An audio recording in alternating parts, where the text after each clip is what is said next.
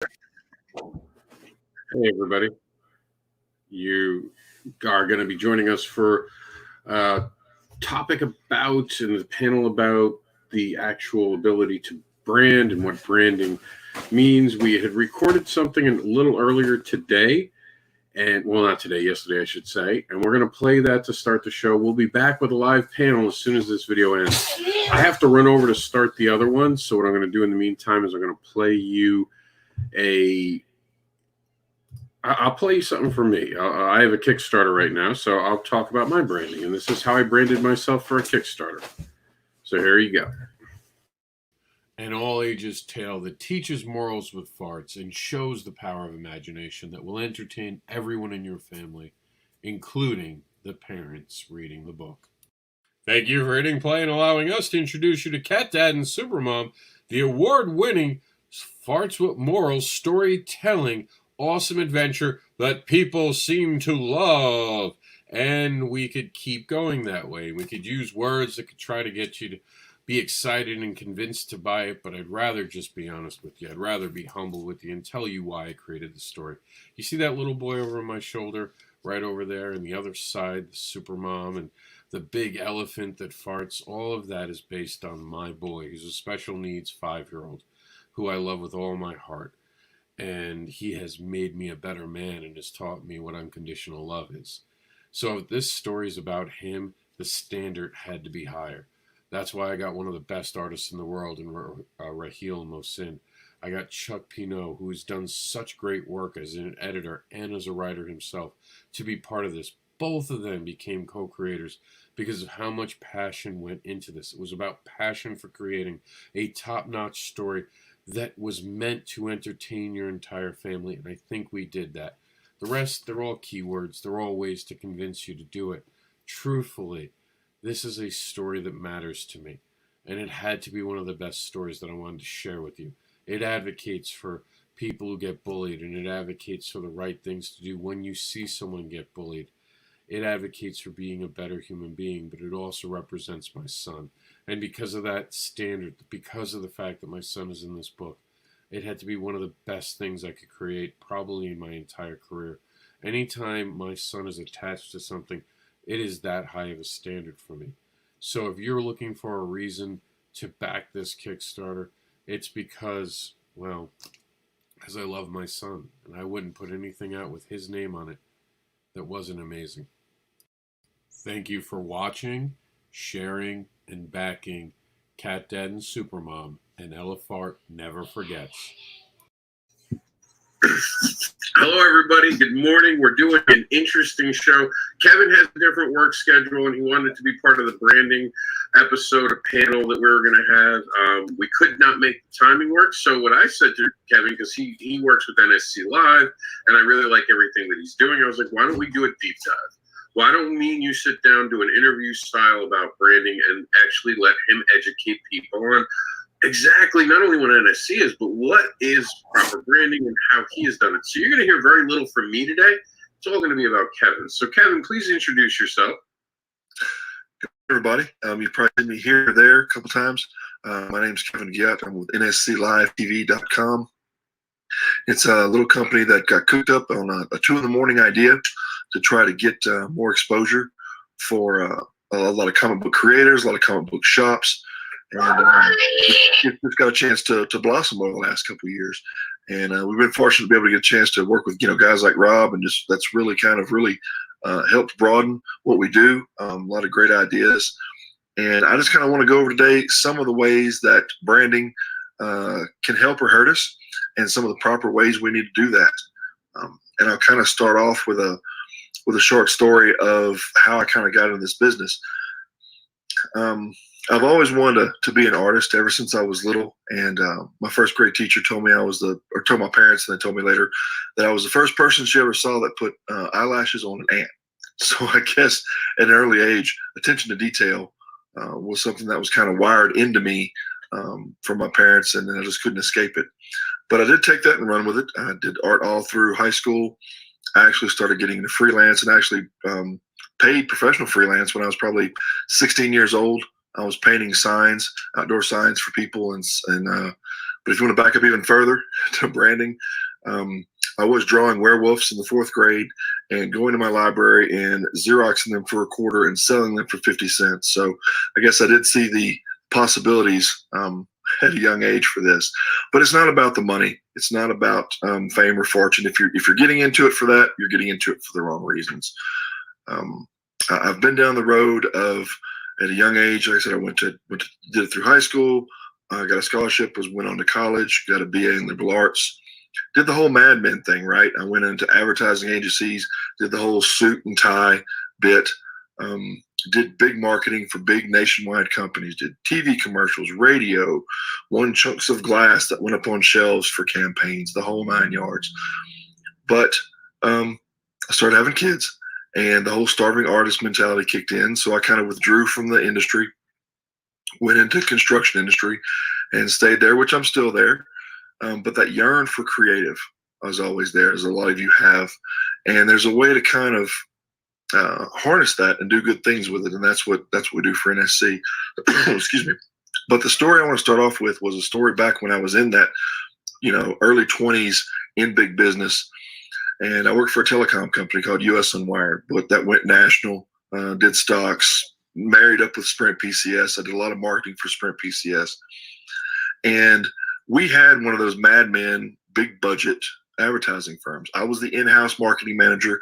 We had the outsourced management team, and we wanted to be the first people to actually launch a prepaid cellular phone, which you have them all over today, but we were actually the first ever to launch it in the nation and the first to do a mobile showroom. So I got a chance at a really young age to get wired into that. Did casinos, did telecoms, did banks, hospitals, you name it. I got a chance to work with Merv Griffin, which was a phenomenal experience for a kid my age. But on the US Unwired thing, on the prepaid phone, they won't just launch it and call it prepaid phone. How sexy is that, right? It's nothing. It's prepaid phone. And I backed up and told my boss, who was the VP of marketing, I said, man, it needs an identity. It needs something that people can talk about and hold on to and identify with, right? And he's like, well, I don't know, kind of what explain more. I said, okay, think of Sony. Sony doesn't just launch a radio. They call it something. The Typhoon at the time was the name they coined. I said, Coke comes out with an identity, Coke Zero or whatever. They brand it something. They give it its own identity. That's what branding's about. Well, he calls the multi-million-dollar ad agency and says, hey, my guy here says you guys are stupid and we need to go ahead and brand this thing. I'm 22 years old, right? Fresh out of college. Green as grass, green as this shirt. And just had that perspective. And I told them in a boardroom, they're all sitting around. I've got people that are old enough to be my grandfather and father, and they're all sitting around twiddling their thumbs trying to figure out how to brand this thing. I said, well, do you guys know the price of milk? And they said, no. I said, what about bread? When's the last time you paid your own electric bill? These are all multimillionaires sitting around the room. Here's this college kid, living off, ramen noodles and cheese. I said, well, you don't understand what a prepaid person is, and that's part of branding. You have to understand who your customer is. And I said, your customer is me, the cash rich, credit poor kid right now that can't pay for $800 deposit on the phone at the time, who needs something, but has money. And so we got to kicking it around, and that's where we started to develop and do a lot of market research. Market research is also key to branding. You have to know your audience. You can't just, there's two approaches. You can shotgun blast out what you want to do, who you want to be, what your identity is for either yourself or a product, or you can do a sniper approach and find that key group that you're a part of. And so you saw the Inked Marketing logo flash across the screen for a second. That's the marketing side of NSC, is Inked Marketing. I pulled that out from underneath NSC because people are going, well, how does a TV station do marketing? Which they do. A lot of them have in-house agencies, but to kind of keep that confusion, I pulled Inked off to the side. And Inked focuses on branding specifically for the comic book industry. And we have that fine-tuned approach and can get right there in our target audience, which is us, right? All of us that go buy books, go to Comic-Cons, go to events, all that sort of thing. And those of us who need help with Kickstarters. We're in the process of right now, Rob and myself are helping Monty Michael Moore get his Kickstarter up and running. We kicked it off here last Saturday. It's doing gangbusters. There's a lot of great people involved in it, and it's just part of what we do. Now, to back up, again, to do the proper branding, you have to do a little bit of soul searching. You have to figure out exactly what you want to do. And we'll use the Inked Marketing logo as an example. There's a lot of play on words with that, and a lot of play on words with the NSC logo behind me. We'll get to that in a second. But on the Inked Marketing logo, which is up right now, it plays off of inking a comic, getting a tattoo, inking a deal. And you have to be multi-armed and multifaceted to be able to get yourself in all the places you need to be in a Kickstarter environment, right? Those of us who have done it and have done a few of them know right off the bat, you have to be in several places at once and pull everything together. So that's kind of where the Inked Marketing logo kind of got its background from. It really kind of embedded itself in my head a while back when I showed Rob a picture and Monty as well. The hanger you always see up in changing rooms and doctor's offices and all that kind of stuff, it's a double hooked and it's got 2 screws put in it. Well, that always kind of jokingly looked to be like the drunk fighting octopus to me. And that always kind of gets subliminally was stuck in my head. And that's kind of, again, where some of this comes from. Now, to go back to on this shoulder, I was going to figure out where I'm at. Over this shoulder is the NSC Live TV logo. And that logo has been around for a couple of years now. And there's another play on words. Since it is a virtual TV station, there's no signal, right? So that's kind of where the play on words comes in. And that's why I go ahead and do the no signal bars across the TV, as if it kind of went off the air, didn't have a signal. The remote that's up on the screen now has to do with the suggestion of being able to flip channels. And that's exactly what you can do on NSC. You flip from channel to channel. You know, Monty's got a channel in there. Rob's got a channel in there. And, excuse me, you can, and I don't have coronas, but I do have a lot of scratchy throat from sinuses.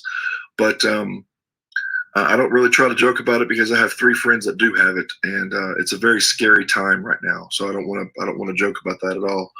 But the channel, the clicker as we all call it, is to suggest you can click through channels.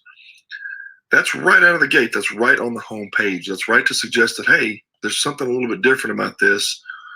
And it kind of goes into the tagline right off the bat. You know, you're a click away from getting into a network that deals with comics, comic book creators, artists, interviews, you know, all these different things are within the site. And guess what? You're just a click away, which gets people in the habit of learning, oh, well, if I click, I can move on to the next thing. The site has grown over the last couple of years. We're going to kind of pause with it just for a little bit as I take this move, as I'm moving from Colorado to Washington for my job. And yes, I do have a day gig like a lot of us creators do have. And that's kind of where things have left off at this point. But on the branding side, make yourself a list. Really, like I said, do some soul searching and find out what you want to be in the market. You have to imagine what you want to be in the market before you can get there. You can't just kind of jump into the market and look around and say, okay, I'm here. This is my name. This is who I am. This is what I do. Because you're not going to have any kind of direction at that point. You're going to pull out there in a NASCAR race in a Pinto, and you're not going to be able to keep up with everybody else. You have to really, like I said, make you that list of, okay, who am I? And really, really dig deep, as Rob says, really dig deep on who that is. What can I offer as a company, or what can I offer as a product that nobody else has? And there's Monty's Local Hero, which is an amazing idea that he came up with at the San Diego Comic-Con about 2 different universes. And like I said, he really dove into, and you need to really go check out the Kickstarter to find out the behind-the-scenes story. I don't want to give too much away, but he saw the opportunity for 2 different universes to come together, which was the cosplay universe, walking down the street, and a woman who had some mental things going on. And what if those 2 universes collided? Put a lot of thought into what that character should be. And that's the same thing you need to do with branding. put a lot of thought into what you want to represent in the market. And what market is that? Are you going to market to cosplayers? Are you going to market to creators? Are you going to market to artists? Are you going to market to writers? You market differently to each of these groups. Are you going to market to individuals out there buying products? And if you do, how are you going to reach them? Am I going to do TV? Am I going to do radio? Am I going to do podcast? Am I going to do a mix? Am I going to hire an agency like Inked to help me find my way, to kind of give me a road path, on which road to take? And that's what we did for the Kickstarter. I sat down with Monty, and Rob and I kicked a few things around, and we sat and said, okay, here's the path that you need to take. And he's one of the greatest customers or clients and friends you can have in that regard, because he listens. He listens to everything you tell him, and then he makes decisions from there. That's what you also have to be able to. You have to be able to be objective about what you are, who you are, what you're doing in the market, and listen to those who have experience in it. If I want to go find out something about my roof, I'm going to go ask a roofer, right? I'm going to go ask somebody who swung a hammer for X number of years and figure out what's going on. Kind of like, like I'm saying, I have, good Lord, if you look back at it now, 30 years as a freelance artist, and 20 plus years of that was spent in marketing and really fine-tuned to big budget marketing. I think our budget back in 96, 97 for Sprint, what I had to control it was about $11 million. I was a kid in a candy store, right? I could learn with money and learn how to do advertising, and I wasn't going to fall on my face because I could do trial and error, because there's plenty of money to try stuff with. So I learned back then. I did the trial and errors. I figured out the right recipes, I call it. There's a recipe to branding and a recipe to marketing, and they do overlap, but they are two different sides of the same coin. So I got a chance to do all that. So I took all that energy and all that knowledge and all that stored up from that and applied it to our comic book industry. So we're able to have successes like with Local Hero and with the Kickstarter that was done for Stephen Butler. We're able to help give back and do that. So that's part of what we do for Inked. Again, the NSC Live stuff is branded completely differently. That is the TV station where you can come on and sell your products, sell your services. We talk about writers. We talk about the indie market.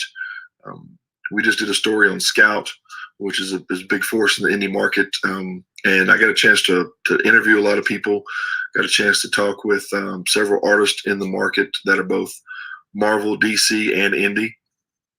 And since you have the website pulled up, there you go. NSC now is the area where you go to actually pick what day of the week you want to see what's on. So, Rob, if you want to click any of those days of the week, Monday through Sunday, just pick a day, and there you go. And if you scroll up, that gives you the time zones, because I always got to figure out what time zone I'm in, right? So, because I'm always talking, nationwide and globally at some point, different points. But that kind of gives you a rundown of some of the shows that are on and the times they're on. It's kind of a TV guide setup. It gives you a little bit about the show, tells you what time's on there and what time they're coming on. And you can click it and it goes right to the show. So that whole setup's the same Monday through Sunday. As you click through there, it has all the different shows that come on a regular basis. Now, we do pop-up shows a lot of time, and there's the furthermore. It goes right to the site, goes right to everything. When the lives are on, the lives pop right up. So it's basically a simulcast. So if you want to think about it this way, NSC Live is somewhat the food truck for the restaurant. We're out there, the ones driving around, kind of like the Blues Brothers, right? We're the ones with the big speaker on the top of the car with the microphone shouting out, hey, what's going on? We're the ones getting attention. And as Rob just got pulled up, there is several of the channels that are on there, and they're all grouped. All the comic book channels are together. The toy channels are together. And there's the index as well. The index has all the groupings that we just talked about. There's an artist alley. There's a writer's row. There's a group section. There's a charity section. We do a lot with charities. There's the indie alley. And that kind of showcases, there's Rob's show right there. and never mind the Furthermore and IRC. All the shows that have to do with Indies are right in there. So we help get exposure for those groups. That is what our job is, to get out there and get a front and be the ones, like I said, on the bullhorn, riding around, getting them noticed. There's also the Wayne's Words up there, which kind of gives a synopsis and rundown of 10 of the best books that could be out there right now that you need to take a look at. The picture of the 7-Eleven kind of throws back to my childhood, because that's how I first got involved in comics. Was there was a 7-Eleven 2 blocks from my house. And yes, indie comics were the first comics I picked up. If you know anything about the Elementals or Justice Machine or Comico, that's where I got started. I picked up a Comico book, which I still have to this day, and it's over there in the comic pile. I've got several long boxes against the other wall. And when I got older, I bought the entire set. I have the entire set of Justice Machine. I always end up starting off with number 2 for some reason. I never have figured that out, but I always start off in the number 2 book and have to back up and go to the number 1. I did that with Wolverine when it first came out. I've done that with Justice, but on and on and on. I've done that with several books. There's a book, again, we got to figure out where I'm at, right above me, right there. These 3 books behind me are very much a part of how NSC came about. The middle one is when Hulk became the Professor Hulk. That's Hulk 377, I believe the number is. That's signed by Peter David. So is beside it the Spider-Man 2099. I was 17 years old in my local comic shop, and those books are very dear to me. They're 30 years old. They are near mint. They're in Mylar with backs. That's what helped inspire me. Again, talking with Stephen Butler and talking with Peter David. I still talk to Stephen Butler to this day. So there's a little bit about how NSC came about, a little bit about branding. We can dive into more. I'm sure Rob's got some questions he wants to ask about, maybe a couple branding questions, and we can kind of go from there. But there's kind of a quick overview of, you have to figure out where you're going. You have to figure out what you are as a group, a company, and where your place is in the market. That's key to any successful branding campaign. And I've loved not most, but all of what you said. But most importantly, the one thing I think that you said without actually completely saying it out loud, but I completely agree with, is that you have to evolve or die in business. Yes. And you really said it, like, when you have a room full of millionaires, they're the wrong people to give advice to a working class group that is being marketed towards. And I think a lot of time comic book creators are trying way too hard to act like they're Marvel and DC. They literally try to do things. Can you talk about the monkey see, monkey do aspect and the danger of it? Oh yeah. Emulation is only flattering for comedians. You have to watch that trap, because Marvel and DC have very, very fine-tuned plans.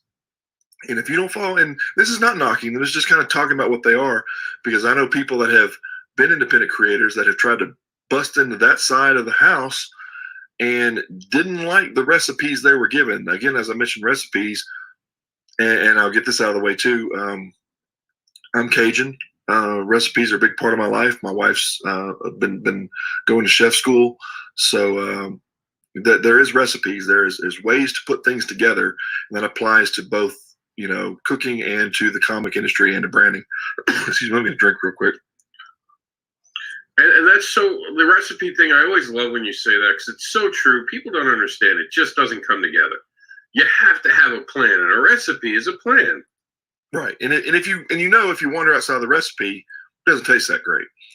And not every recipe works for everybody. You have to kind of see how that, everybody's tastes are different. So you're going to have to adapt. That's what you said, adapt or die. That's a very true statement. I knew some creators back at the last job site I was at that were independents, successful independents, and wanted to breach into that Marvel universe, right? Well, Marvel took their story, chopped it up, rearranged it, redid some, moved things around and made it unrecognizable to them. And they're the creators. It's near and dear to their heart. It's a piece of them, right? They didn't like it. I know writers still currently at DC and currently at Marvel. I know artists at DC and at Marvel. And they are all, the ones that I know, are all still retain their freelance basis.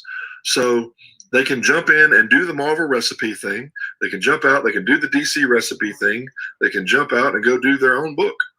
They have that opportunity as a freelancer, as a creator, to move around. They're not set in stone. And think about it, guys. You know, we all know who Jim Lee is, right?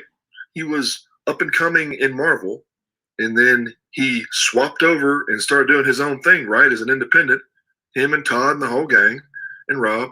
And then what happens? Now Jim's over running DC. So, you know, cats and dogs are all getting together, and there's harmony in the world, right? People move around, and they change and they adapt. I'm sure the way he's running DC at this moment isn't the same way he was brought up through Marvel. He's adapted. He's changed. That's absolutely true. And I do want to point out that everyone who's trying to emulate Marvel and DC, understand one of the biggest problems with Marvel and DC today, and this is just the truth, is they've painted themselves into a corner. They can barely make new characters because they now have this preset established idea of what they have to constantly do and what they constantly have to produce. So maybe as an indie creator and someone who's independent or an underground creator, just a comic book creator, don't emulate things that have been done. Right. Make quality books. Worry about your story. Worry about your art. Don't try to be anyone but yourself. Can you talk a little bit about that? Because I know it's so important in marketing, because you don't see, like, you know, Adidas trying to put out Just Be It commercials and try to copy Nike. Right. And that's what I said. You kind of have to find out, do some soul searching and find out who you are as a company. And then you have to figure out, again, what your audience is, and then how you're going to interject into that audience. It's kind of a 3-point thing. So again, figure out who you are, what your business is, if it's a business or if it's as a creator creating a book. Figure out what the soul of that book is, as Monty has. Figure out where in the market you want to be, and then plot a path to get there. It's like throwing a dart. If you just close your eyes and throw a dart, it's going to end up sticking somewhere. You might not like where it sticks, but it's going to stick somewhere, right? Or are you the person that actually practices and figures out how to throw, what speed you need, what range you need, that kind of stuff? Are you going to go watch somebody else do it? Yeah, you're going to go figure out some tips and tricks. Are you going to make it your own style? You better. That's how you differentiate yourself. Toys R Us, prime example. Toys R Us did not evolve. They stuck with their marketing from when we all grew up as kids, and they died. A horrible, tragic, very visual death. And even worse, they doubled down on that by buying FAO Schwarz, hiring their CEO, and trying to make themselves more like FAO Schwarz, trying to move away from what did work and instead go high end, forgetting that their major customer base were loyal but middle class. Yep. They couldn't spend a lot of money, and instead they upscaled it to the point. I remember going to Toys R Us. I'm sure you do too. Mm-hmm. They missed the boat. Affordable. It was actually affordable for the time, right? It was, and I think where they missed the boat was they didn't capitalize on that.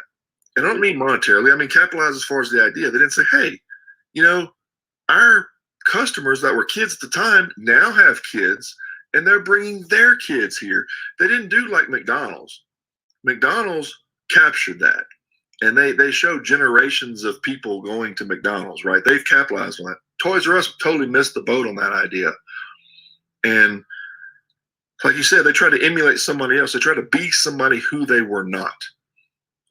It's kind of funny because, and I'm not going to name names, but I know from being, you know, around chefs and my wife's business and stuff, I know, excuse me, I know several chefs. And they all think they're different, but yet they're all alike. So also watch being careful with trying to be too different, because then you end up just looking like everybody else trying to be different. It was kind of like being in high school, right? There was always a set of kids that tried to be different, but yet always looked the same. That's what you run into in this. Like you said, that you have to stand out, but you have to know what you're standing out like. You know, what are you going to in high school dress as, right? Are you going to be the yuppie kid? Are you going to be the kid all dressed in black? Where are you going to find your way? And it's the same thing with this. You have to figure that out. You have to dress, so to speak, your image a certain way to get it out there. And if you don't do it, people will. You have to understand. I remember a high school metaphor, and I think you'll understand this. And we saw goth. I'm so goth. I'm so goth. That was our generation. I don't conform. But every one of them looked the same. Exactly. In reverse, for me, I hung out with goth kids. I actually dug them, and I hung out with them. But I never had that look. I was always labeled as something different. But I remember very early in my life, to what Kevin was saying, this is an important message. When I was younger, I tried to be cool. And the worst thing you can do in life is be cool, because it's not genuine. So I tried to, for a short bit, dress like one of the more rap kids, you know what I mean? Like, tried to go with the trend with some of the stuff. And that's not who I am. Be yourself. That's all. There's only one you in the entirety of the universe. Believe it or not, you are special. I know snowflake gets thrown around, but guess what? It's true. There's only going to be one you. Only one person experiences life the way you do. So embrace that. Be yourself, but be respectful.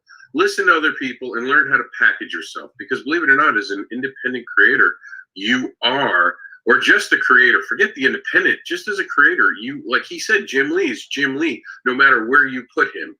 It's not he's DC Jim Lee. He didn't change because he went to DC. It's not wrestling. He didn't join the NWO and change his character. He stayed Jim Lee.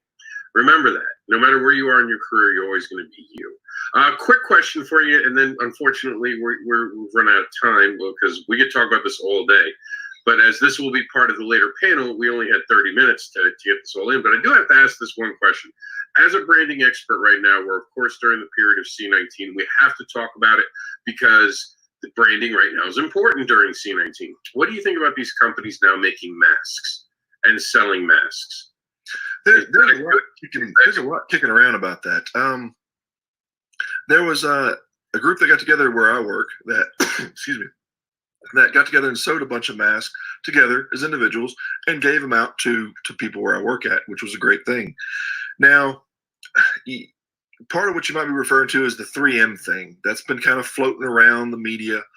And it got into whether they do it for the U.S. or they do it for outside the U.S. And that's been a very interesting kind of debate.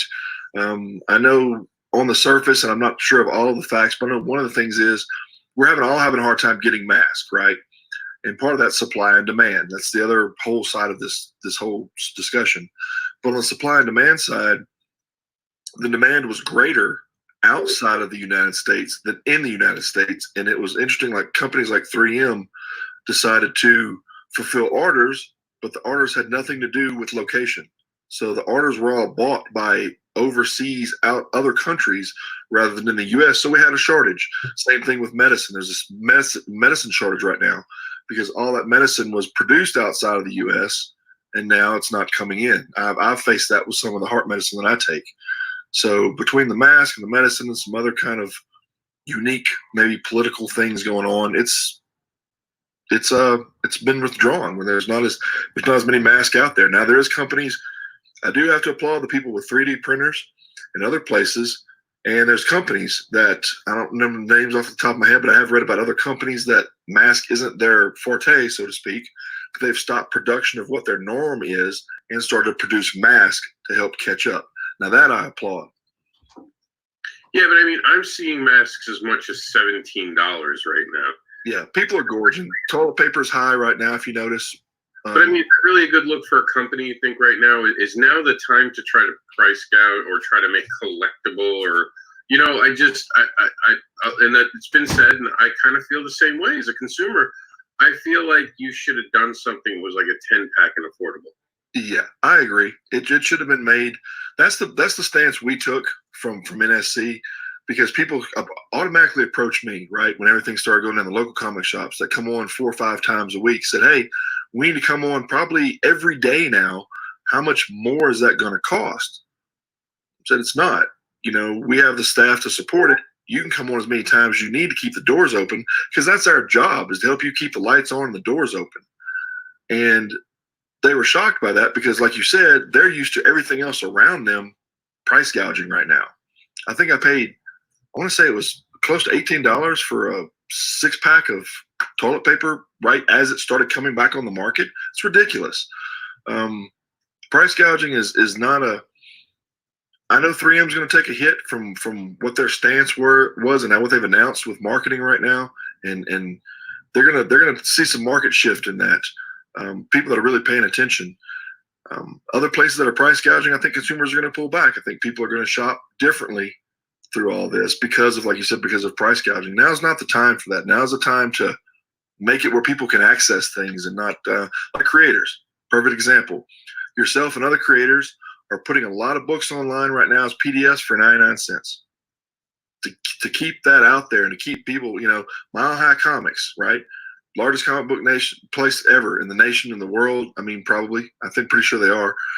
What are they doing? They're doing boxed sets at a reduced price. They're not price gouging right now. Those kind of people are going to be a lot more in the hearts and minds of people in our business. Like I said, like yourself and Mile High, other than the people out there that are price gouging right now. I think that's a very excellent point.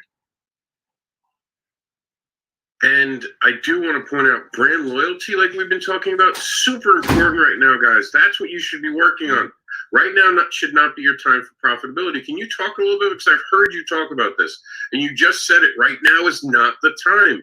Can you kind of stress the point of the importance of brand loyalty and what that will mean past this pandemic? Right, and you're doing great with it. Like I said, you're offering things out there that to keep the readability up there. You're stretching and developing brand loyalty now. There's other groups that are doing it, but other groups have totally stopped shipping books, right? Other groups have stopped producing books. There's TV shows that have stopped production, and we understand why. But there's also other groups that are going out and around and rethinking how they do things. There's shows that are going on and still, like Good Morning America, right? They still have, but they're doing it all out of their living rooms. They didn't just stop production and shut down and walk away and say, you know what, we'll be back in 3 months. They kept that up there because they need that brand loyalty. They need that connection.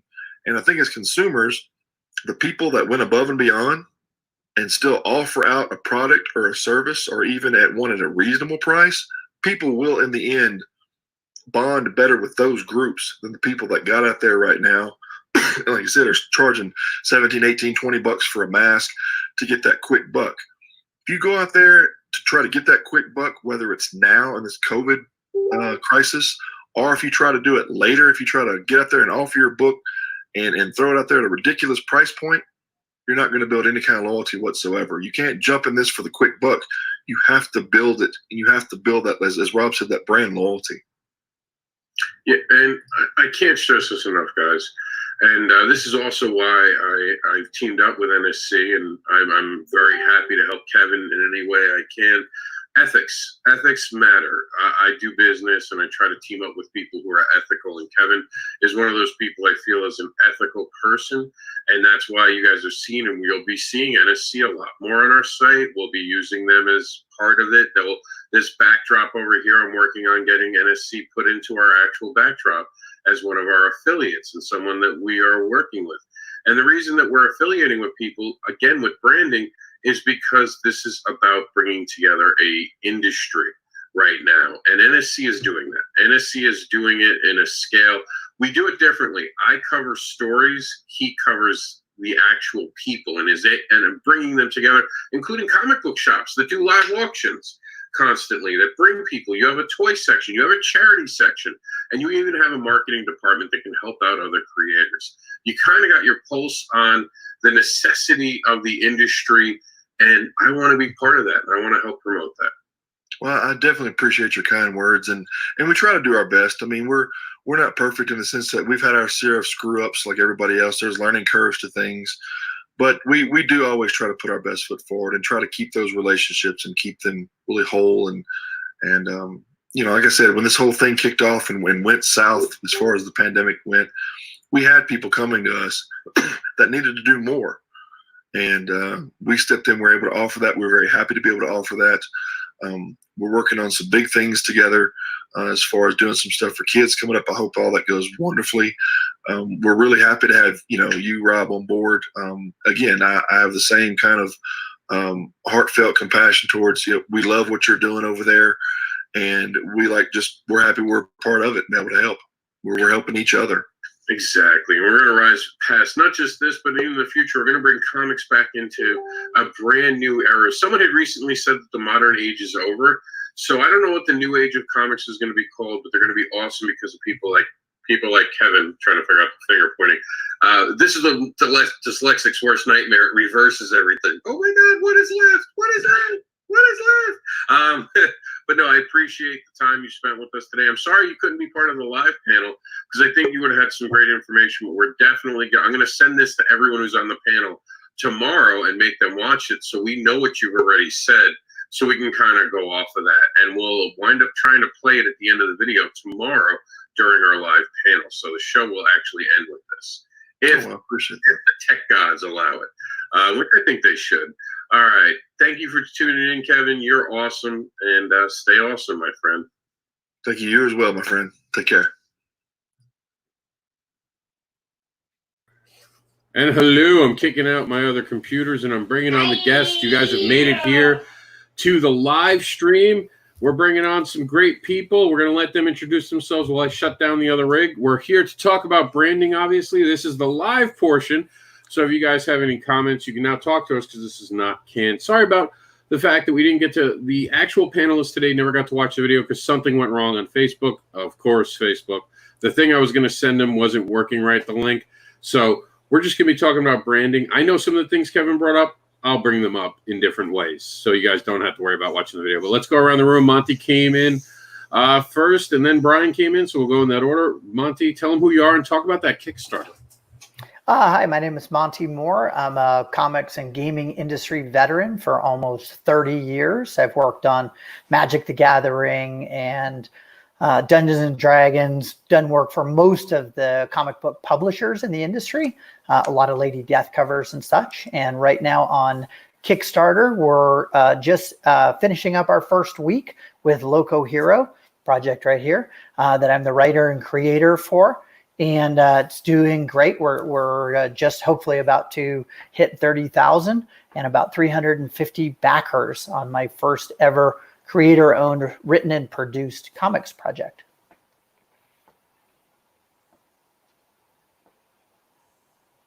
So that's about it. I'll start talking if Rob doesn't switch the scene. Yeah. There he is. I had a cord It get wasn't a hand. I had tech issues. I had a cord get stuck, and I was like, ah! Well, that was fun to watch. Well, anyway, I've got the screen high. I'm Brian K. Morris, independent publisher, freelance hybrid author, award-winning playwright, former mortician's assistant, and self-appointed cheerleader-in-chief of America, maybe the world or the universe. Anyway, I'm in charge of Rising Tide Publications. We do comic books and novels novels such as this, heroic stuff, classic characters. Also, I do a daily broadcast show on Facebook Live, but we're moving elsewhere because don't get me started on it. Every morning at 10 a.m. Eastern Time, 9 a.m. Central, never mind the furthermore, where you get to tell me what we're talking about. Then every Tuesday night, we do an interview show called Clever Title Pending, where we talk about also creativity and the business behind it. Please join us. We have some fun discussions. Back to you, Rob. Hello, everybody. I'm a comic book advocate. It's what I am. I'm known as the Underground Devil because I create books about fetish monsters and more. I used to be called an indie advocate, but indie became too small because the world and the industry of comic books needs to have focus for everyone to be all together talking about the love for comic books, plain and simple. That's part of branding. See what I did right there? I just gave you an idea of who I was very quickly so you could want to try to join me. So I want to ask both of you, have you individually turned yourselves into a brand? Yes. And discuss it then, Monty. I would say in the last couple of years that I kind of felt like the brand finally took root at about literally year 25 in the industry. Up until then, I mostly felt like I was a freelance artist that people knew through the projects, but I didn't really feel like people came and said, I want to support this last year when I came up with my newest logo here, the kind of M3 for my initials, and started promoting that on products where people literally started saying, hey, I want a tattoo of that. And I said, really? You want to get a tattoo of my logo?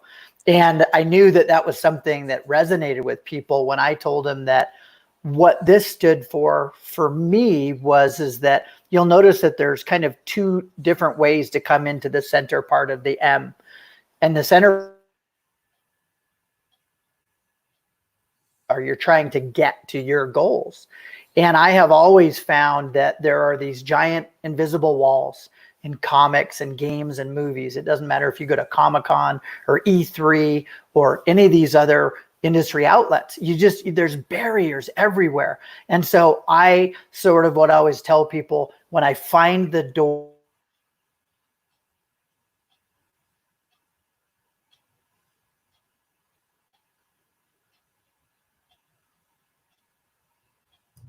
I think we might have company. Oh, there he is.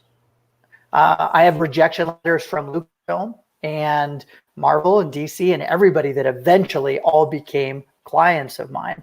And so it's kind of a persistence pays thing. And so when people say your brand to me represents pursuing your dream and not giving up and finding a way no matter what, that it kind of felt like it took hold a little bit.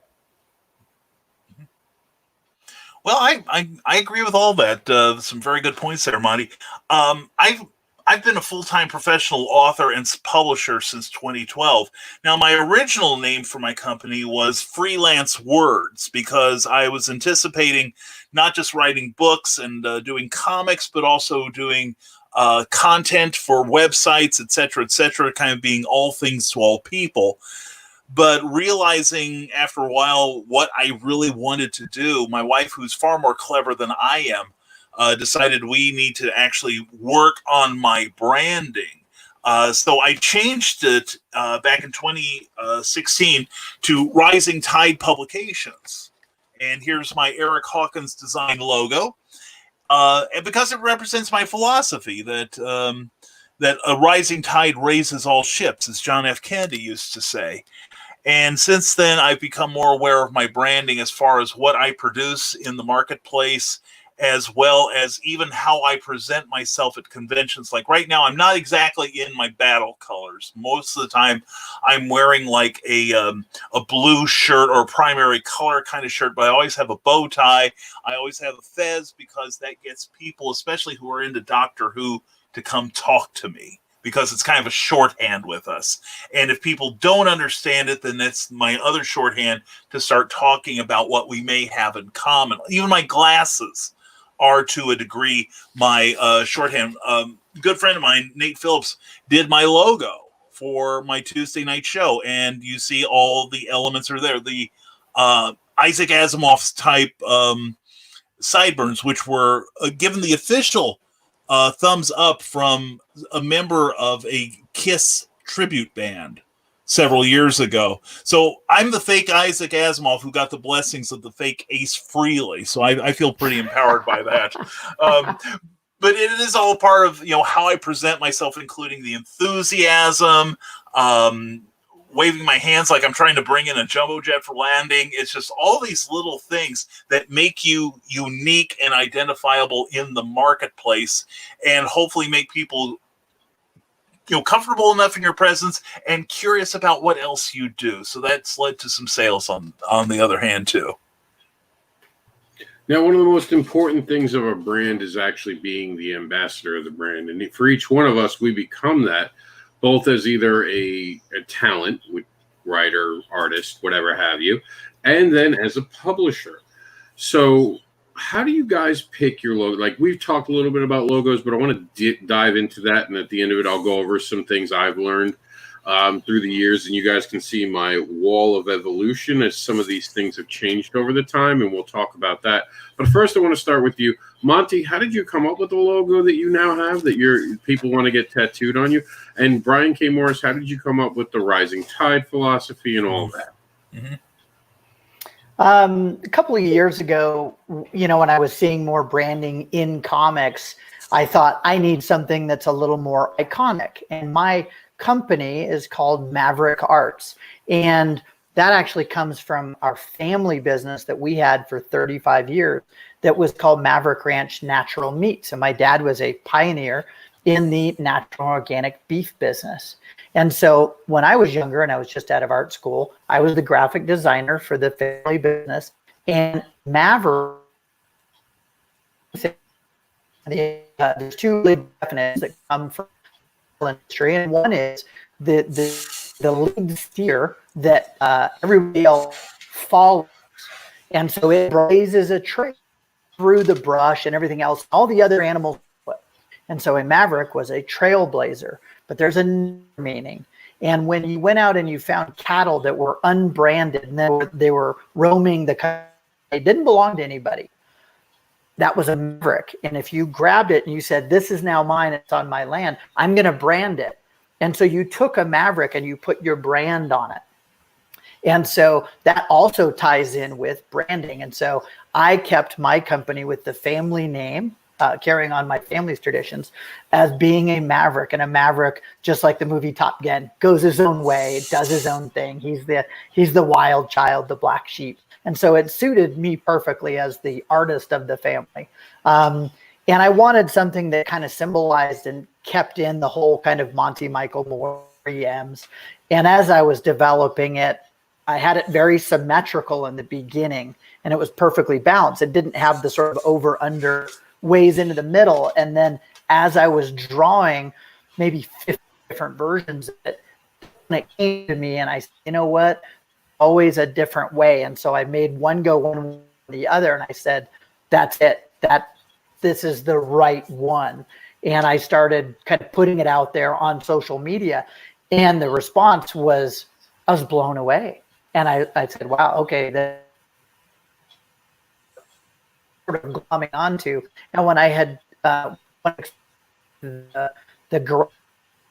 and I don't things here, I should have looked like an M with the point coming down and eyes and the bottom hooked up, teeth, and I'm trying to do something a little more gritty that people would want to put on t-shirts. And then I thought, this doesn't encompass all the things I do. It's maybe a little too roll. Abandon the idea, modify skull to an M, back to the roots, closer to use in really our with a negative base of being an M in the middle.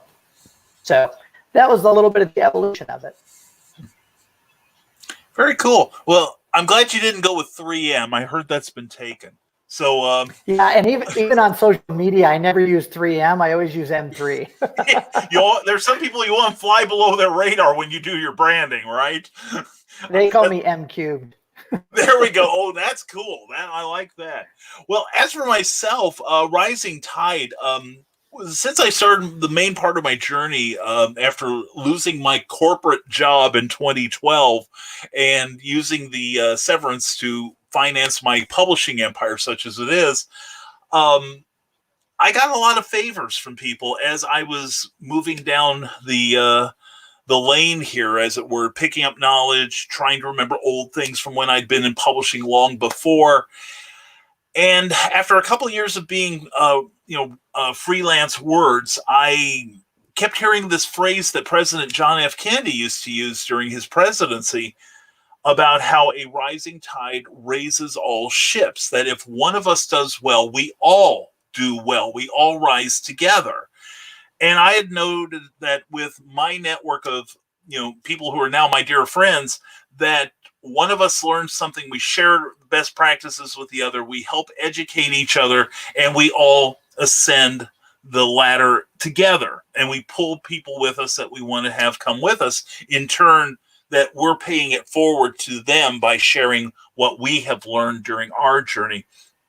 And finally, I started calling my operation Rising Tide because it so reflected my personality and my philosophy. And then I think I made like a casual comment one day on my Facebook page about how, I could really use a logo. And I had envisioned like this majestic RT in like collegiate letters, like they should be on a Letterman's jacket, and this huge cartoon wave pushing this boat forward that every attempt that a non-artist, attempted to bring to some form of fruition, I can't draw a crooked line with a ruler. That's how poor an artist I am. But my dear friend Eric Hawkins, who's collaborated with me on several projects such as Spencer Spook and Nature Boy and Celebrity Ghost Hunters, he just sent me this one day in the mail and said, "Hey, what do you think of this?" And I'm like, it's simple. It says everything I wanted to say with the waves, and the lettering is just perfectly balanced and everything. And I said, the search is over. And Eric is a never-ending source of incredible visual ideas, and I've gotten lots of stuff that from him that he just amazes me. It's like I think of this stuff, I tell him, well, I got this really rough idea, and then Eric turns it into something brilliant. Please don't tell him I said that, because we fight like an old married couple.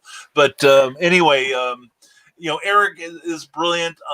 My other art director, as I call him, Trevor Hawkins, who does my a lot of my paperback covers, he comes up with ideas, and I know so many other artists who are fond of what I do, I guess, and I get all kinds of art, all kinds of great ideas from them, and I'm so glad that that they have taken me under their wing to protect me from my own lack of artistic skills, and I am grateful to all of them for that. Rob, how about that tour now? So my journey is very long, and I'm not going to bore everyone with every detail about it. However, we at one point started off, as you guys can see over there, as Written Sins Comics that became Indie Advocates Comics. And many of you guys have heard the rumblings, and it's true. We're giving up Indie Comics name, the Indie Advocates name, to go with Comic Book Advocates. We're going to have a whole panel discussion about that. A lot of reasons go into it. We're not going to bore everyone today. But the important part of this is the Written Sins part.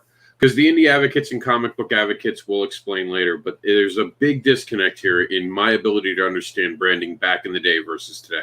And here it is, ego. When I first got involved in comics, I was like, I'm going to make this mine, and I am energetic Super Rob, and everything I do is going to be fantastic, and I'm going to put all my energy into it, and I'm going to make the best comics out there. A lot of that was good, except for the one part where I was given advice and I didn't listen. And because some of the people giving me advice weren't in comics. And some other people at that point were on the level I was. I was hanging out with a lot of amateur creators. And that's not a dig on anyone. We all start somewhere. And that was where I was starting. And I was talking to a lot of amateur creators. I was reading the books of other people, but no one ever talked about branding. That was the one thing that shocked me. If you go to all these guys' books, they barely talk about branding. And I realized how quickly and how important it was. When I went to shows and I had this site called Written Sins Comics, and that's why to this date our URL says Creators of Written Sins, which is our original name. And it was always because creators are creating stories about sin. We're solving them, we're talking about them, we're exploring them, we're doing them, we're trying to stop them from happening. Either way you look at it, every story was a sin. It was brilliant. The biggest problem was I had to explain it to everyone, just like a bad joke. No one got it without having it explained. So I spent a lot of time in my first year on the road explaining what Written Sins was. Everyone expected it to be this horrific site, but really we just had a reaper who actually didn't want to take anyone to the other side and instead wanted to help indie creators create life. And therefore, this was this beautiful idea, and we were going to do a comic, and there would be action figures, and it all got too much. I tried too quickly to make something into something I didn't understand. And I was playing with things I didn't fully even appreciate. The fact that it takes 5 years to build a brand. The fact that it takes time to get people's trust over it. You know, certain things not as hard, like the Barbara Unleashed cover that you guys can see over there. That doesn't need anything. The Free Hugs and Spanks sign all the way up there does a beautiful job of branding what I'm selling, and it brings people to a table. I put it on a giant, that's actually, which one is it? So the Cat Den Supermom that's right behind me is sitting, and you can see it. See how it's sitting on a little pole down there? It's got like a little thing. I put that on top of my desk, and I shoot it like 30 feet in the air so people can see me from anywhere in the con.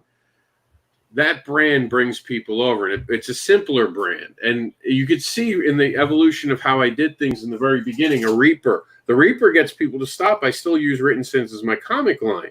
But then we tried doing sinful comics, and sinful comics were confused for porn. And there was a bad decision here in branding, and this is something I'm going to give you guys. Before you commit to a brand, Google it. So I couldn't get sinful comics, so I did Sinful Comics. I didn't stop to wonder, well, who has sinfulcomic.com? I just went with Sinful's Comic. Problem was, Sinful Comic was basically a comic book porn site. So I got confused for being that guy, and I'm making a fetish book, so people were like, I could see it. I could see that guy being that guy. I caused myself a lot of problems because I wasn't being clear with the audience of who I was. I wasn't doing it in a professional fashion that instantly gets it. Now I'm going to run Comic Book Advocates. No one will ask what that is. They'll just ask how they can get there or what we cover. It's done. Even Indie Advocates kind of had a trip. Well, what's indie? What does indie mean? I no longer have to explain that with Comic Book Advocates. One of the reasons we're doing it. Written Sins Comics. What do you create? Fetish monsters and more. Done. Okay. I like the monster thing. Can you tell me about the monster? What's the more thing? And if they talk about more, well, I also run Advocate Comics, which does The Advocator and Cat Dad and Supermom. And we go into that. Notice that I'm building things that start conversations or explain things instantly. You know, I'm trying to get rid of things that don't explain. Like even the Free Hugs and Spank sign, it's explaining that there's something kinky or fetish going on over at that table. So if you're into that, that's there. But it also calls to people who have a sense of humor. So if you have a sense of humor, you come over to the table, and I can't tell you how many times that sign has been able to let me sell the Cat Dad and Supermom book, believe it or not, because they like the humor behind the sign. And that was intentional, because when I made that sign, I was pissed off at a show in Virginia, and I had these people talking under their breath about my fetish book and how I was a sick pervert. So as a shine on moment, I took one of those light up signs that were popular 3 years ago, and I took it from Indie Comic Creator, and I put Free Hugs and Spanks, and suddenly people started stopping. And it went from a show I could barely make a sale to me just selling book after book. And it turned out I needed to wave my freak flag. You know, the little bit of art I had of half undressed girls didn't really resonate with people, because if you look around Artist Alley, there are a lot of half dressed girls. Oh, yeah. That's what's selling. Yeah, it doesn't really resonate. But when you put up Free Hugs and Spanks, boom, I'm off to the show. Even the fetish monsters and more. And I am going to do a book about fetish monsters. I am so there. I just have to find the right artist for it. But I already have an idea about that. But for now, it's fetish, monsters, and more. And that stops people and gets them into a conversation with me. So my first pitch to you is me asking what you're into. I also suggest that while we're talking about branding, never brand yourself as someone who's desperate. And one of the ways that I do think we come off desperate is at shows where we're trying to fish. And what I call fishing is you don't care who's coming by you. You just try to catch it. And you shouldn't be fishing. You should be looking for people engaging in your artwork who look like they're interested. That's why you're supposed to. Part of your branding is putting out prices. It's putting out things that are descriptors. I can call it up in a few minutes how I did GarageCon, which was going to be my whole 2020 display. That will probably be my 2021 display now. And I'll have a long time to tweak it, probably a year. But, you know, you have to be able to move on. You know, I know a lot of people are like, I spent $70 for a banner. I've got 3 in the garage I don't use anymore, and I just write it off, because ultimately you're going towards a goal. Now, if you can nail it on one try, I have a friend, Richard Rivera, made a beautiful Stabby Bunny banner. That thing is money. That thing just draws people in like that mosquito light in the middle of the summer, and all you hear is zap, zap, zap. That's all his sales for that amazing logo. And that's kind of what made me start to think, how can I do something simple? And when Free Hugs and Spanks worked at this size, that was the original size of the sign, and people were stopping. I knew if I made it bigger, I'd get more sales. And I'll tell one last funny story, and we're going to switch topics and let you guys answer if you thought of anything while we're doing that before we do. I put up my sign one time at a show. I didn't realize I put the back side of it because I was debating where to put it, and I was waiting for someone to show up who I was splitting the table with. So I put it up really high, and it turned out that you could see it over the thing I'd put it next to. I didn't realize it. So the woman next door comes over at the end of this first day, and she's like, "Can you take that down? People keep asking me to spank them." And then the person I was with was, "Well, did you get sales?" And she was like, "Yeah, actually, a lot of people stopped by my booth." And I was like, "Great, they were stopping there instead of here," because I was caught between cosplayers. Whole totally different topic, and the hell that was. We won't do that today, but trust me, not fun. So she's getting sales for it. We take the sign down, and I adjust it. The next day, I heard her complaining she wasn't getting any sales. And she was selling chain link stuff. Like, that's, honey, you don't know your market. But you guys, that's practically your backyard. I mean, come on. you guys have She should have taken a page from her branding book. There you go. I'm expecting it one day to be at Hot Topic. So I did this clever thing where I put it as part of my comic book. So it's now copywritten. So if Hot Topic ever comes up with free hugs and spanks, I'll be like, so where's my money? I came here to count it. Going straight to court. No, I won't. They'll back down. A place like that will back down. If you could show it was in a book that was published at a certain point, they'll be like, what can we do? And I'll take a small portion.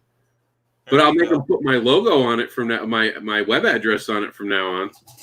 Well, they'll pay off in denim jackets and Funko Pops. But Right. no, you raised an interesting point, Rob, that it's okay to not get this right on the first try. My own brand has evolved over the years, and I finally found something that kind of works for me. Monty might be able to tell you the same thing. That's what I got from your story, Monty, that it's okay to be feeling your way across this. And especially if you have a product that evolves, such as publications, for instance, your focus in your publishing may change. So you may need more than one type of branding depending on the environment you're in. For instance, in my displays, if I'm at a Comic-Con, I'm going to be pushing Skyman and bright colored Volcana first and foremost. But if I'm in a place where it's a little bit more, say, monster oriented, horror oriented, I've got a pair of books for that too. And I do the same thing with my comic books. Plus I might dress it a certain different way, just a little variation on what I normally do. But you have to almost go into the field and field test it from the get-go and be prepared to change what you're doing if you find that what you're doing isn't quite working and you see something else that might. Monty, did you have anything to add to that? Yeah, a little bit. So I was in the last couple of years, one of the things that I've noticed that's really taken hold with my fan base is sort of fun word parody on my Facebook page. And I love like puns and alliteration and all this kind of like wordplay. I've always been fascinated, and I kind of put it in a lot of my posts and stuff. And I would say about 2 years ago, I really started kind of using my last name. And I would almost never write anything where I use the word more without spelling it with the extra O. Like my last, I would say, today I'm posting more. I think you should expect more from your patients. This sort of thing. And so for the first time ever, I created my own hashtag. I'd never seen it before. And so all newsletters and things like that, they end with expect more. Hashtag expect more. And the way I described it with people when I had come up with the logo, I said, it's not just expecting more from me or people you're interacting with. It was also to promote them. Expect more out of yourself. Push yourself to a job or family or time management, or whatever. It became sort of a thing where people said, I'm going to hold myself to a higher standard. Like, excel, shoot for success, all that kind of things. And so when I started seeing my fans doing it on my page, it kind of became like this catchphrase. And I was like, whoa, this is really grab and hold and taking off. And so I kind of hijacked the BAM from Emerald. And any time that I myself or anyone else on my page would sort of play the word game and they would say, oh, I always want more I want to buy more commissions. I would like to get more in my sketch cover collection. And I would go, bam, and I would make that in the comment section. And then the fans were doing that as well. Not only did I kind of hijack the word more, and so when people see it, they start changing it. And then I also kind of took the BAM and made it my own, so that whenever a fun wordplay parody was posted on the page or any of the dozens of groups that I post into, it gets other people to play along, because I don't see any other artists doing it. And so whether it's a Lady Death group or something else, and people do that, I always go, bam, bam, thanks. It's like saying, thanks for playing. Thanks for getting it. And they start using the more all over the place to tag me, and I do it too. And it was this very natural sort of evolution of it. And I have a press release that came from a piece of art that I did for Playboy in 2002. And I did a limited edition fine art print from them. And I have a framed version of the press release. And in the press release at the very top, it says, Playboy gives you more. And more was in parentheses with the extra O. And I was like, wow. I wonder if they got that from me or I got that from them, because I kind of didn't remember it. And so it might have been the first place that it was used and I subliminally kept it going, or vice versa. But I was looking at going, this might have been the birth of when I kind of did the gives you more, expect more. So it's become this natural part of the brand. And then in the Loco Hero, I have a one version that Rob and I have talked about where I have a specialty cover. It's actually right here. That's for Loco Hero. And down here at the bottom, you'll notice where the red, white, and blue words are. And for the first time ever, I realized that if I highlighted certain parts of my first and my last name, that they spell my last name in order. And until last week, I had never realized that. And I had never highlighted it that way. And so you can see that the red down here spells out more. And I was like, I never realized that before. I wonder how many people can do that with their name and spell it. And so the first place we're being shown way where people will go, oh, the more is in red. It's part of coming back to the brand. And then up here in the corner, not on this one, but on this mock-up here, you'll see that the first time I publish my comic, I will brand Maverick Arts right there, just like my brand, and that'll be my publisher's logo as part of my continuing brand of shirts and stickers and swag. And hopefully people will continue with the whole idea of, hey, here's a guy who is kind of only successful because he refused to give up, for lack of a better description. Brian, I saw you nodding your head. Was there anything you wanted to add to what he said before we move on to a question? No, not really. I think Monty covered it quite well. Thank you. Friend Carl Witzman says, I was going to ask if you ever feel stuck in the brand, but it sounds like Rob felt the same way. Well, actually, I do have a story about this, and Brian K. Morris knows this story, so I'm sorry I'm going to bore you about it. But Monty's never heard this. So when I first started this, as a lot of people know, I hurt my back. I had too much time on my hands, and I actually did write a very politically charged book back in the day, Dark Justice, that didn't talk necessarily about politics directly. It did it in the comic book way, where we set things in motion, and it got to talk about social structures and how they affect people. And one of the things I was very into, and I've always been very into, I just don't talk about it, is politics. I kind of watch what people do, and I see how strings are pulled, and I'm very much observant of it. I'm a moderate or an independent, depending on how you look at it.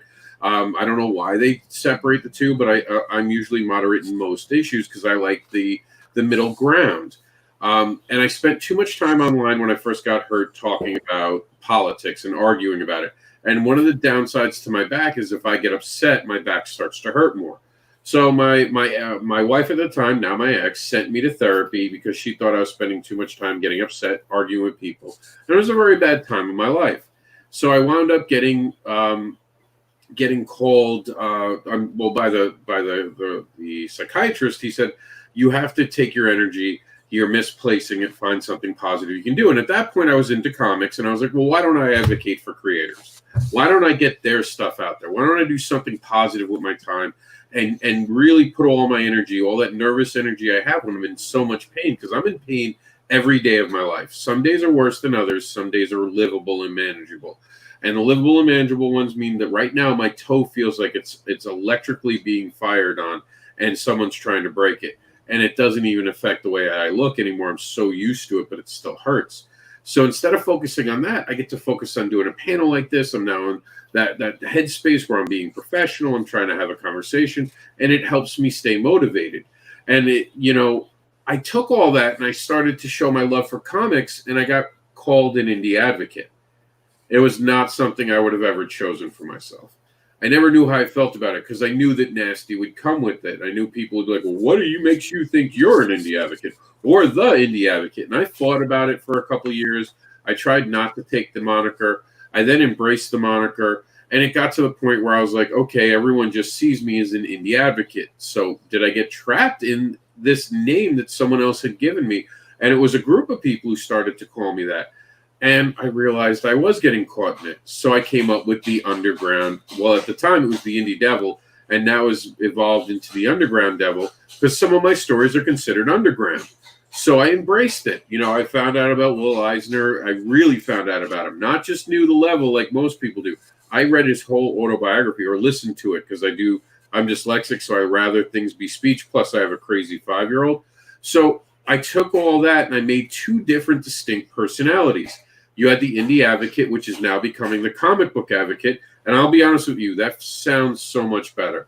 And it feels so much better to call myself a comic book advocate. So I'm getting rid of something I never liked, but I did embrace because I like advocating for creators. Love it. And by being a comic book advocate, I am advocating for creators automatically. And I love that. And I love the evolution that's taken. But I love the Underground Devil too, because that's the side of me that gets to be a smartass. He's the one who can kind of show the horns when he needs to. But he's also about what I create. I'm a creator. When people hear the Underground Devil, they think that guy's a comic book creator. When they hear the comic book advocate, they think my job is to advocate for people, and I get paid for it. Just like Brian, you're getting paid for the everyday show you're doing with Nevermind the Furthermore, right? Millions of dollars getting thrown at you. Oh, you betcha. Yeah. So sometimes, yeah, Carl, you get, and this is also a little bit of advice I want to give to all of you. Don't be so worried about wanting to be the horror writer. Yes, there sometimes when you put out different books, it'll cause your fan base to look at you like, wait, what? And you will have a little bit of disconnect. And there will be some people who won't follow you if you do something drastically different. Hence, Fetish Monsters and More. Wait a minute, I make a book about superheroes for kids that's all ages? How does the guy who's writing about fetish be able to do that? But that's who I am. And now I'm accepted for it. Yes, there was a growing pain for it. But like Monty said, I no longer have to worry about that because I can do whatever I want any day of the week. And same thing like Brian said, I can go to different shows and set up different ways because I have different books. So when someone goes, oh, wait, you create a fetish book, this is a family show. Oh, no worries. No worries at all. I have Cat Dad and Supermom. Oh, that's so cool. Oh, you do a kid's book. Well, and this is true. Well, how bad's your fetish book? And they'll ask me about it now. And now I haven't tried to pitch it, and they're just more concerned. Hold on a second.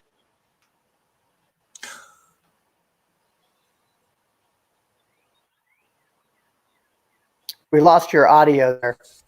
I said my son's banging on things over there, and I had to yell at him for a second. I'm like, calm down, your aunt's trying to sleep. I probably woke her up with it.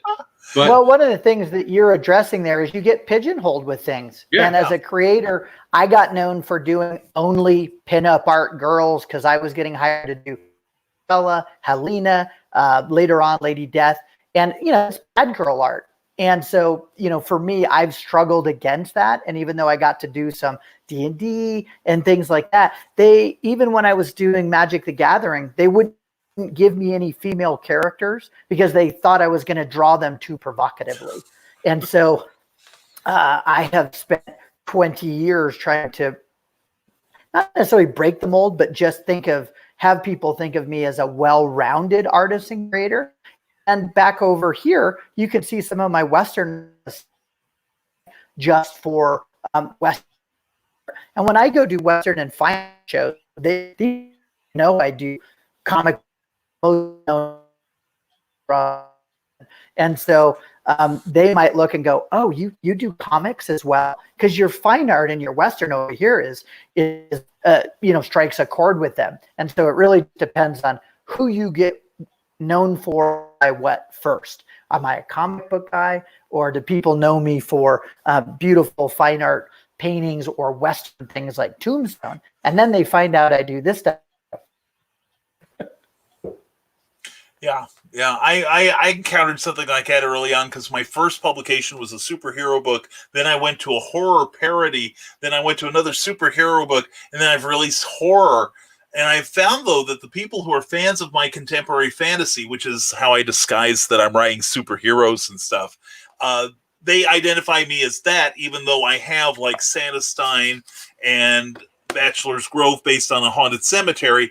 And then again, there are people who go, "Oh, it's Brian Morris, the horror writer," and it's like, I don't care what you call me as long as you're dropping some money in my pocket. I'll write horror. I'll write. I'm writing a romance book right now, so let's see what people call me when I get that released.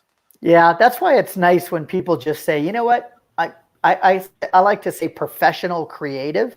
Yeah. Because it encompasses writing, it could be music, it could be comics. And so even on my Facebook page, I'll have a couple of descriptors, but it kind of says just professional creative because I've actually written 10 screenplays. Now I'm writing some comics, and I want people to know that I can do more than just pretty pictures. Mm-hmm. Very good. And I do want to stress this fact. Your pitches are part of your branding, and you cannot forget that. If you look around here on all my posters, I never just put art up. There's a pitch somewhere in there from the earlier ones. Like the earlier ones, I was very sloppy. I just put art up, and we have this horrible thing of monkey see, monkey do. And again, you have to understand the level you're at. If you're hanging out with amateurs are going to give amateur advice. So I always suggest that you guys try to find someone who's above where you are and you want to be there. Don't shoot to be Stan Lee. I know some of these creators come in, oh, I'm going to be the next Stan Lee. Stan Lee, never knew he was going to be Stan Lee. He used Stan Lee because he thought he was never going to make a big amount of money in comic books. Yep. There's a bad person to follow. You want to follow someone, follow Will Eisner. He had a dedicated idea of what he wanted to do, and he was meticulous on how he did it. Do your research. Do your education. A lot of the things I made mistakes in earlier in my career, there weren't people out there, I should say, who weren't talking about branding.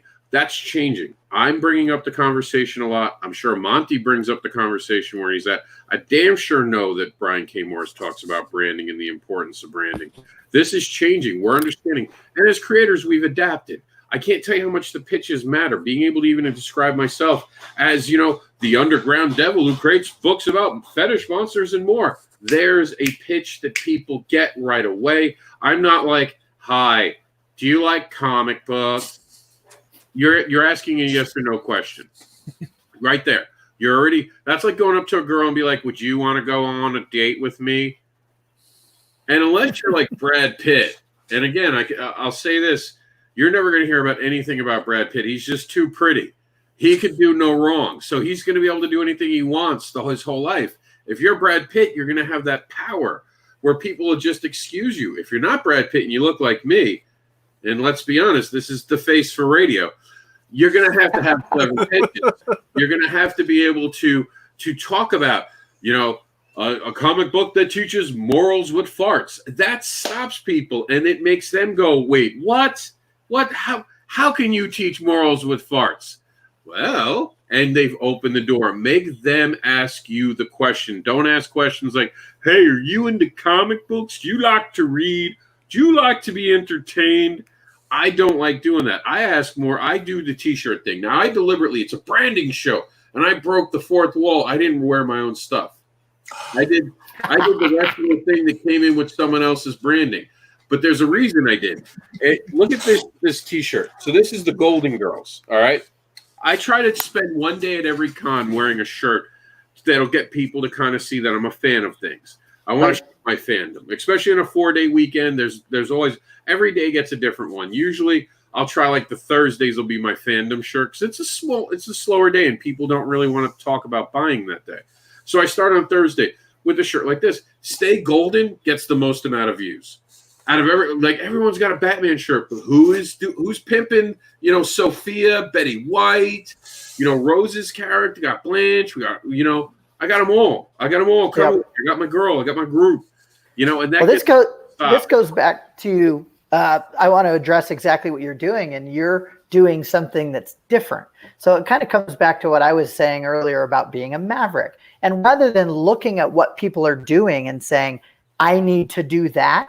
You actually need to look for what there's a gap, what people are not doing, so you can stand out. And I can honestly say that when I was going to San Diego Comic-Con in 1993, 94, 95, I was the first person that had a backdrop. And because we worked for the family business and I've been to trade shows, I borrowed money from the family to buy a used backdrop. This black, you could hang your art on it. And back then, a used one would cost you $2,000 to $3,000. There wasn't any of the little lightweight pop-up cheap ones that we have now. You had to invest big bucks. And for years and years, I was in San Diego Comic-Con, Artist Alley, and then Gen Con, and people would come around and go, "Oh my God, look at this display. This is crazy." And it was to the point where I was stealing business from people who had full booths. And the people who were across the aisle from the Artist Alley said, "Why does that guy have a booth in Artist Alley? He shouldn't be able to have a wall behind him." And Clyde Dean, who ran the Artist Alley, was like, "Hey, mind your own business. These artists are making their own thing." And sooner or later, there was other people who followed what I did, and they started having first booth backdrops, then pop-up banners. And so then I would say, okay, well, everybody else has this now. What can I do that sets me apart? And then I got lights. Later on, when I started getting a booth, and I had been to some other trade shows, not pop culture ones, I added in a foam hardwood floor. People would come into the booth and go, "Oh my gosh, this is so nice on my feet. Can I hang out in your booth for a few minutes?" This is San Diego Comic-Con. Absolutely. Look around, enjoy yourself, take your shoes off, because the floor looks like it's wood, but it's soft foam.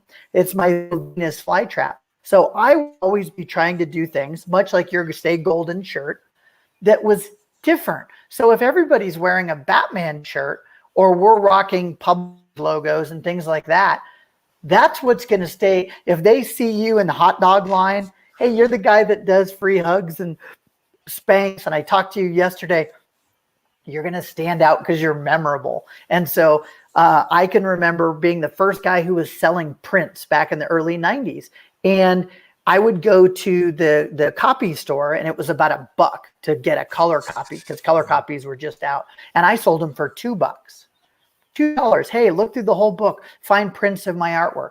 And so later on, I saw everybody else doing this, selling color copies. See, there you go, branding.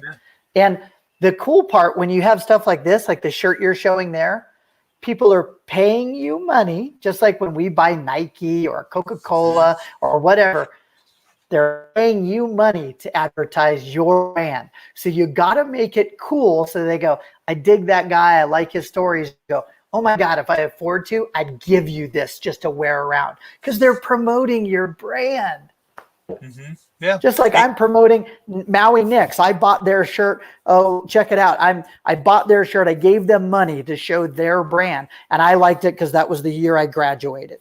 Mm-hmm. Yeah. And I'm constantly telling people, like, if you have your own indie comic, don't be wearing a Batman shirt to the booth, because you're kind of subconsciously telling people, I spent money on this shirt.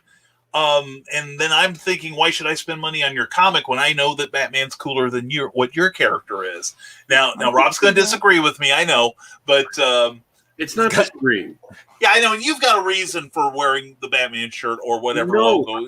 I do wear it on the fan days, but like you said, it doesn't work as well. It's better to have the obscure shirts, have Voltron. Oh yeah, have something that no one's really seen. I totally agree with that. But if you're a new creator and you can't afford a T-shirt, believe it or not, staying in comics is not horrible. If it's your first book, if you're brand new, it's not horrible. But if you're gonna wear a Batman shirt, try to get your best Batman shirt. Try to get something that really looks like a collector's item.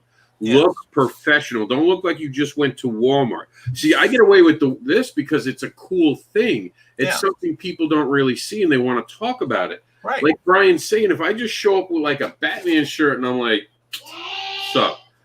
People are going to be like, "Who's this guy?" You know? But when I'm wearing a shirt, and especially like Monty was saying, everyone thinks about this, and I'm going to give you guys all great advice here, okay? Front of the shirt, free hugs and Spanx. Cool, right? Everyone thinks that's so cool. They read that, they get a giggle, and then they look at this on my way out, and they're looking at my butt, and then they go up here and they look at the top of the shirt, and they see Fetish Monsters and More. Suddenly they get interested in that. And then look, there's a sign that matches everything they saw. I can't tell you how many people have been like, you walk through the con when you're going to a panel or a bathroom, wherever I was going. They don't know. They just said, well, I saw you walking through the con. I saw that. And I was like, that's so cool. I didn't know you had a table. What do you do? They're pitching to me. They're like, please take my fandom. You guys getting the point? The less work you do to get someone to start a conversation, the more they're going to have a conversation. The more you, like the people who stand, I used to stand in front of my booth and hand out business cards, right? And I got told by someone, you can't do that. It's going to upset your neighbor. And I got that. And we're going to do a show about con etiquette next week. So that's going to be part of it. So there is that. But then there's the other person, not just someone handing out a flyer, but the person who gets in your way while you're walking. I call them the thugs of Artist Alley. Yo, you see my book? And like a lot of people might buy your book, but they're going to leave feeling like they bought your book for safety and they really just paid you off. And I assure you what happens, and I've talked to people because I've heard, I like to talk to, and here's a wild thing, people. Why don't you talk to the people at the show? Sometimes I just go, hey, how's your day going? If I'm bored and I haven't talked to someone and they're near my table, how's your day going? And they're good. And I'm like, I don't see a book. And I'll be like, oh, why'd you pick up that book? And I can't tell you. I've been at shows where people are like, I just bought it because this guy wouldn't stop bothering me. They were literally willing to pay $5 to get you away from them. And that's how they're going to remember you. So when they get home and see that book, they'll probably throw it out or just put it somewhere they're never going to read it. Mm-hmm. Understand, do you want your brand to be a pesky person or do you want to be endearing and someone human? Yeah. Well, and you were talking about earlier about kind of standing in front of your table and the guy who's like pushing the flyers that he's trying to paste up all over the bathroom of the convention.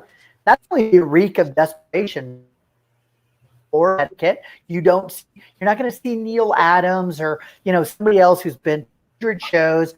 They let the artwork sell themselves. If you're good at it, you exactly like what you said. You be conversational. How's your day? Do you know anything about my art? What can I tell you? Do you play Magic? Or on their shirt, engage them in a normal conversation. Because I've even some people who will say, oh, well, I wasn't going to talk to you because I know I recognize your art and you're probably too busy for me. Like, not the case. And then you could have the opposite, and this is con etiquette, but I can 30 seconds on art. And they don't even say great or thank single word. They just turn and walk. And you got to be ready for that too. That's just part of being at a con. Yeah. But the 10th time that happens, you might find the guy who says, hey, I came here to meet you and I would like to buy your products. So you have to put yourself out there every time. It's part of your brand. Your personality is part of your brand. Your hat, your bow tie, it's part of your brand. And I think when they associate your brand as a person instead of a product, like in the beginning, maybe J. Scott Campbell was Danger Girl. Here we go. We got part of your brand. We got this big badass tattoo. You have pretty big arms too. So you're probably known as like a big boy in comics. Oh, look at that. You got the soups right there. You got a tat showing the love. Oh, see, you're not screwing around there. You got the knuckle busters. I like it.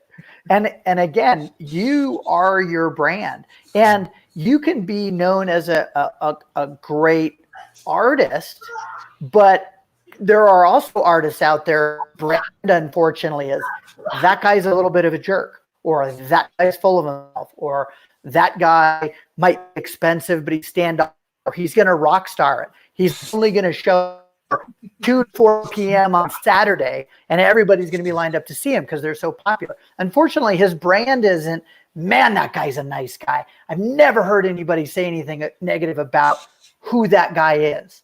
And, without naming names, there's guys who are known as the nicest guys you'll ever meet. Mm-hmm. And you go, man, spend money with that guy. He's awesome.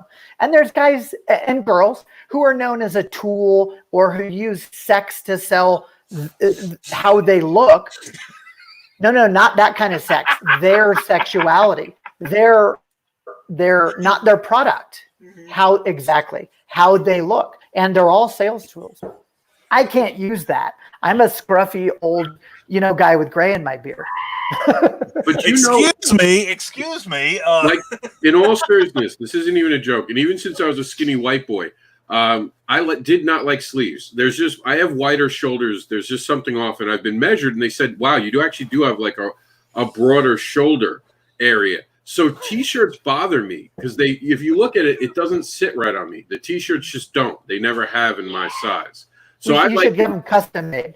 Well, yeah, or sleeveless. I love a sleeveless shirt. Even when I was up in New York, I used to love sleeveless. And it's ironic because button shirts fit better than a t-shirt. Huh. Don't know why. Someone explained it to me that the way they make the actual buttons is different.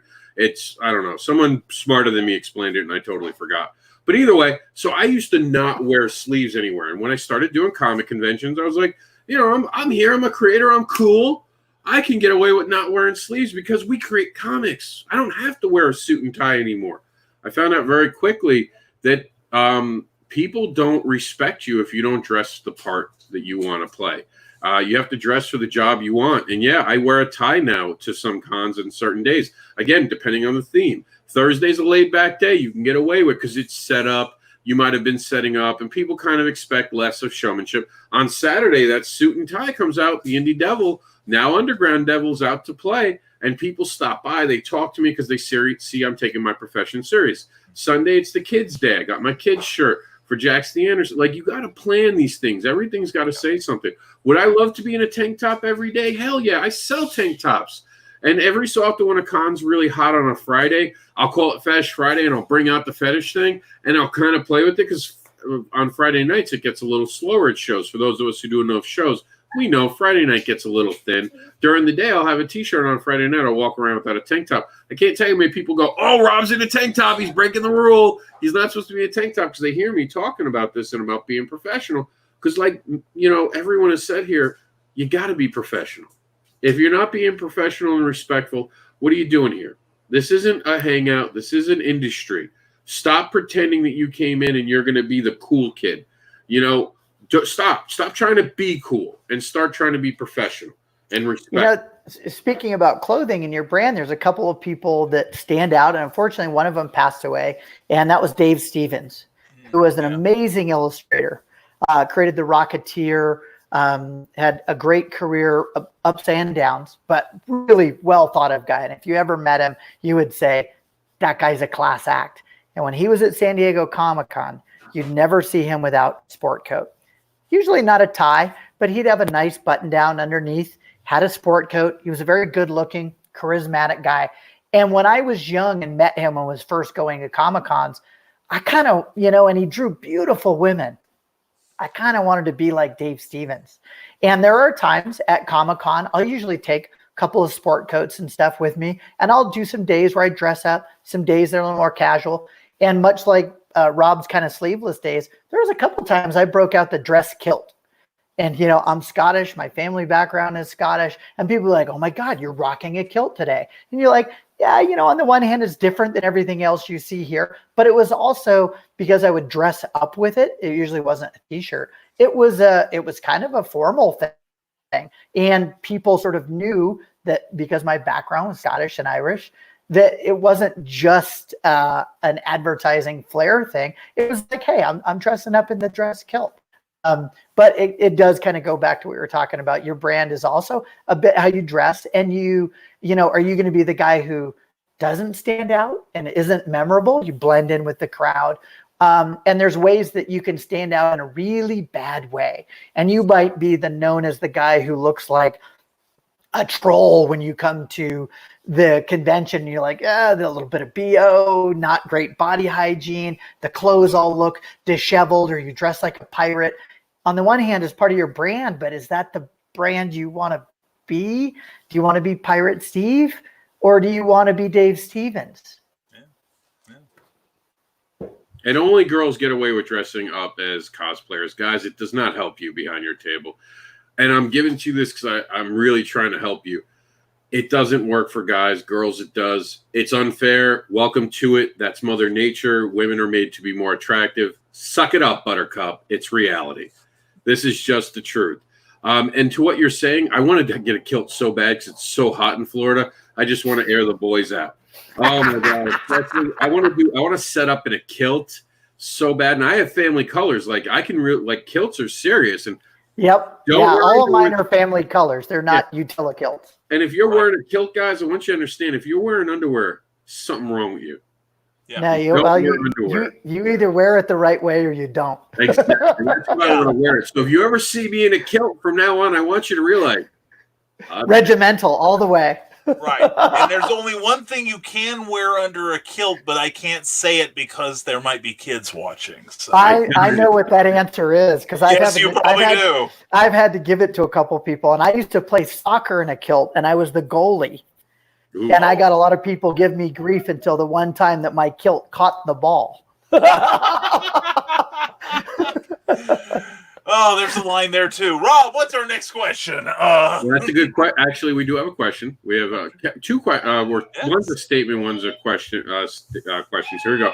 More is such a great word to play with and promote. Not much one can do to play with Longren. Is that how you spell it? How to say your last name? Logren. Logren, or Meredith for that matter. I could do something with Meredith, and Meredith merits more. Yeah, Meredith will get you more. Meredith is marvelous Meredith word things. Yeah, play with alliteration. Yeah, like the old Marvel names, like Smilin' Stan, Rascally Roy, Mary Meredith, that sort of thing. Marvelous Meredith, magnificent Meredith. And get in the creative running with Logren. Just look at it and try to play with the words that are inside it. Because you got ran inside your thing. You almost have long. I have long longevity like Meredith Logren. Think about it. Any word can be made to be made. I mean, I took my name and made it Anderson, S-I-N. My name was so generic and I made it so unique. It's just you have to look at it. You have to embrace who you are and you got to figure it out. I mean, you could go check up the letters and see if you can spell out something else, like make it a word play. Or ML, go with the initials, become ML. ML just got a ring to it right there. Yeah. Get down with ML. Start getting like the rag on the side of your head, do like the hip hop thing. Meredith, I think you can pull it off. Yeah, and my family screwed up my career by giving me Morris. Okay, sorry. Only counter to that, Neil just hires people with free signed prints to stand out in the aisles and draw people in for him. But Neil Adams is different because he does not at a table.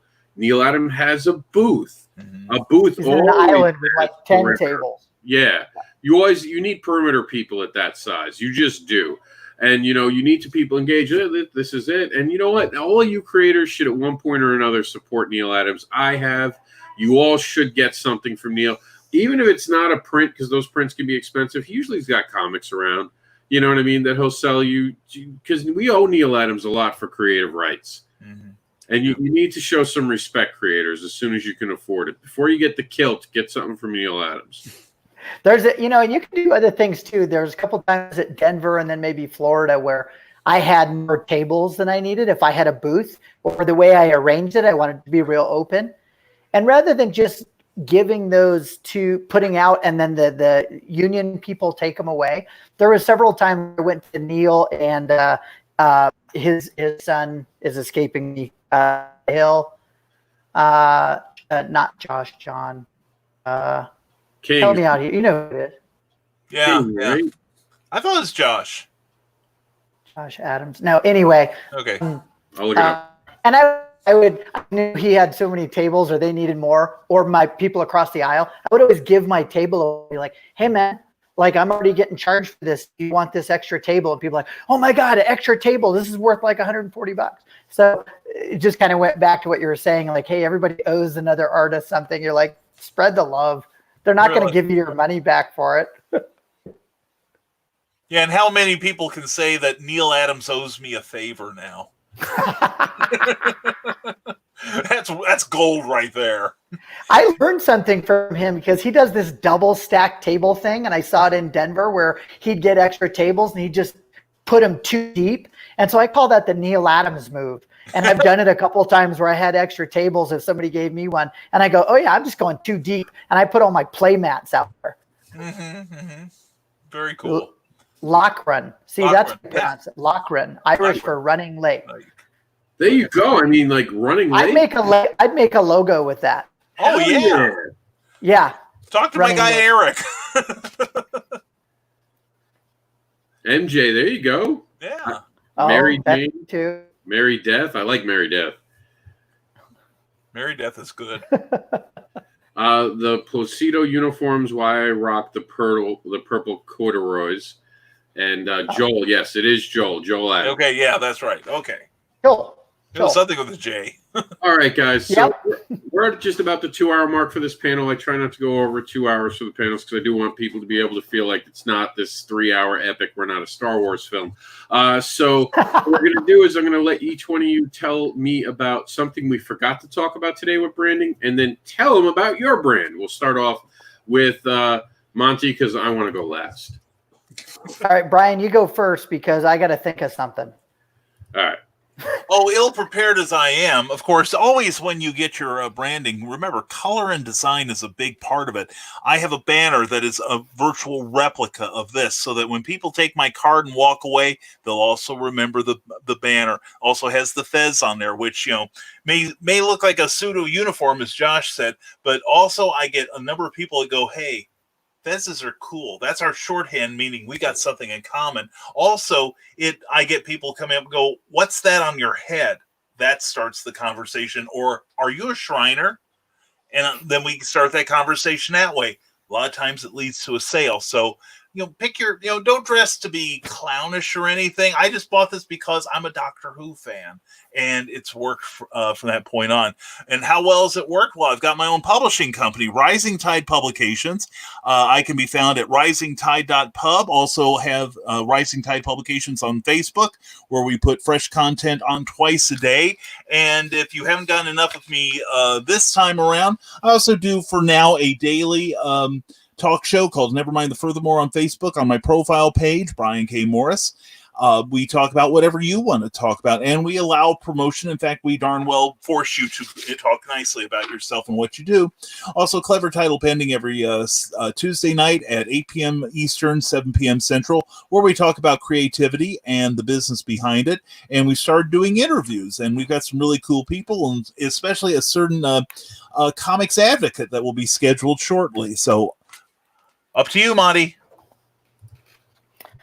Yeah, I guess just one last bit of advice that I might have, and I know that there are those that disagree with me on having a website, something outside of social media.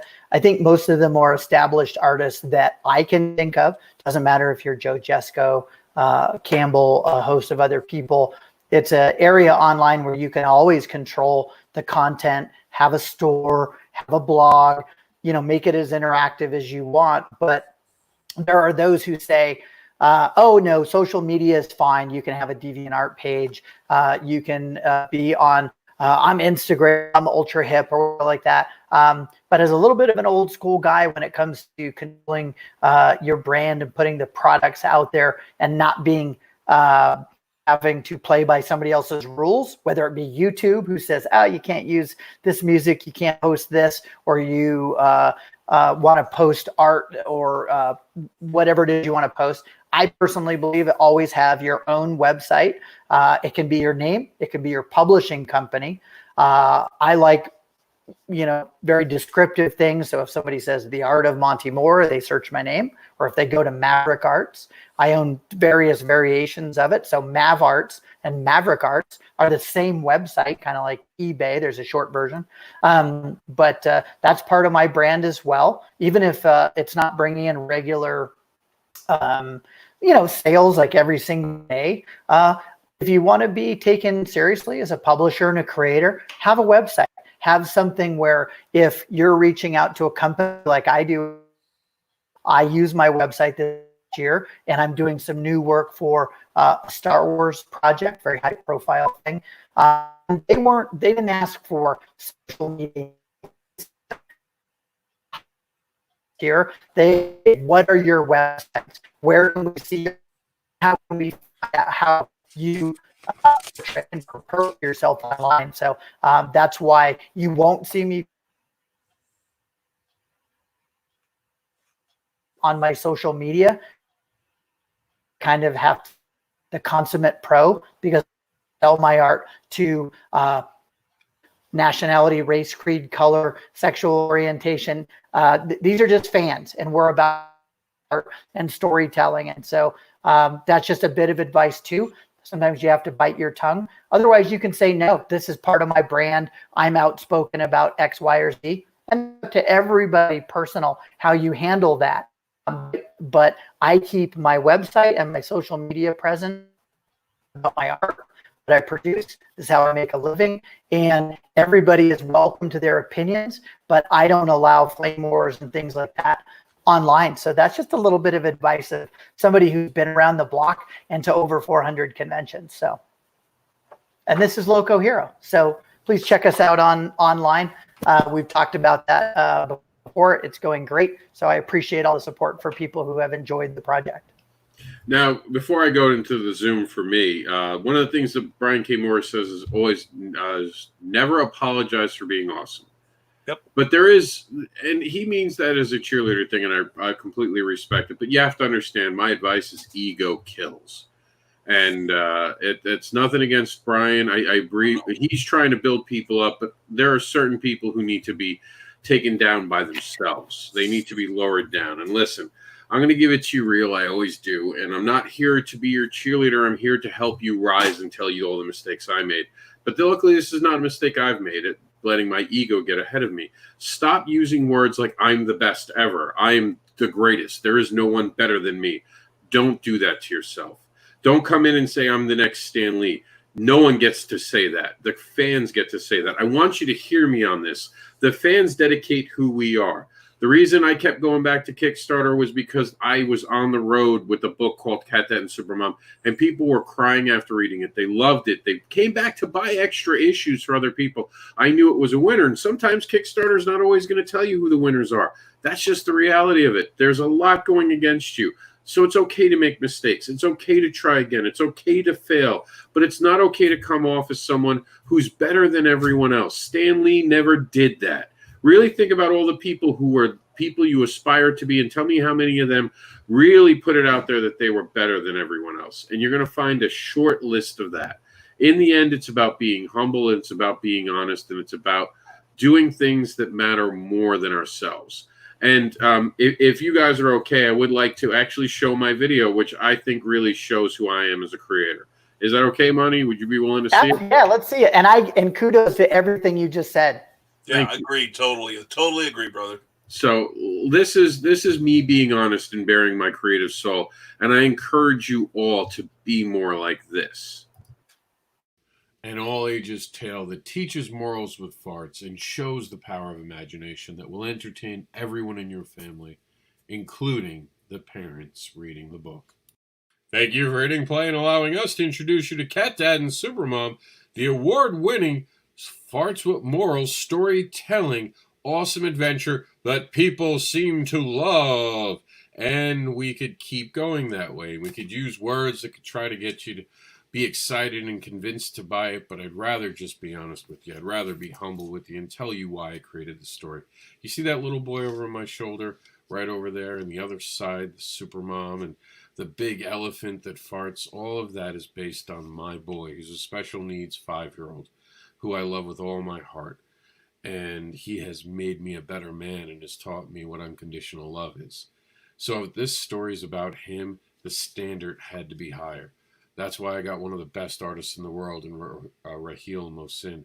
I got Chuck Pinault, who has done such great work as an editor and as a writer himself, to be part of this. Both of them became co-creators because of how much passion went into this. It was about passion for creating a top-notch story that was meant to entertain your entire family, and I think we did that. The rest, they're all keywords. They're all ways to convince you to do it. Truthfully, this is a story that matters to me, and it had to be one of the best stories that I wanted to share with you.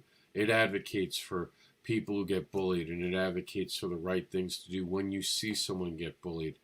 It advocates for being a better human being, but it also represents my son.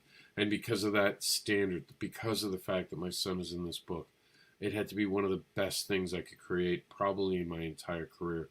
Anytime my son is attached to something, it is that high of a standard for me. So if you're looking for a reason to back this Kickstarter, it's because, well, because I love my son, and I wouldn't put anything out with his name on it that wasn't amazing. Thank you for watching, sharing, and backing Cat Dad and Supermom, and Ella Fart never forgets.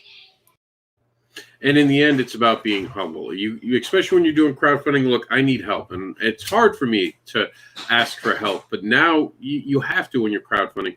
But when you're inviting fans in, you have to be humble. I always answer questions. I've had people talk to me for 40 minutes about a book, and I don't care about losing sales because I know that I'm only there because of fans. So that's my advice about branding, is make sure your brands are about the people that you're trying to reach, not about yourself. Think of it that way. Stop thinking about it as blowing up your ego and trying to make yourself bigger and badder. Because the real big bad people in our industry were never ego-driven people. They were honest. They were maybe thick-headed at times, maybe very loud and boisterous people who had big voices that filled rooms, or even creations that did. But ultimately, they were always humbled by their fans, and they showed that humbleness. And they did things like panels. And I appreciate both Brian K. Morris and Monty. M quad is it? M times the 3, the M the third. M to the third power. M to the third power. There we go. On the show. And just, be honest human beings, be respectful, and be professional. And then make things that attract people and stop trying to be something you're not. There's only one you. And there will only be one you in all the existence of time.